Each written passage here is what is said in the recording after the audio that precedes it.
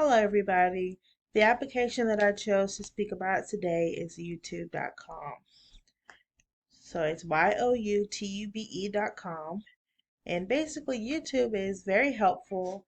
It's very familiar to students as they tend to use it a lot as one of the popular apps that they do in their leisure.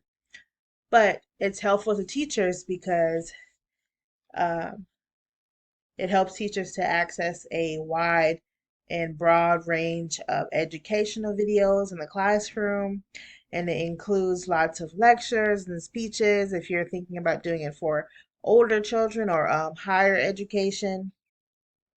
So, um, this is how you use it. You go youtube.com and you can even make your own videos, and you type in videos here. So say I want to find a video about counting to 20.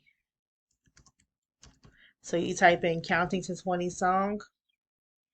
And here you have lots of different options. One of my favorite to use in the classroom, the singing walrus. Another option that you can do on here is you can click on um, your letter for your name, and then you have your own channel here. You have a YouTube studio.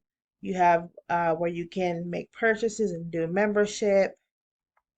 And you can also go down here and you can see all of the different things that you have subscribed to.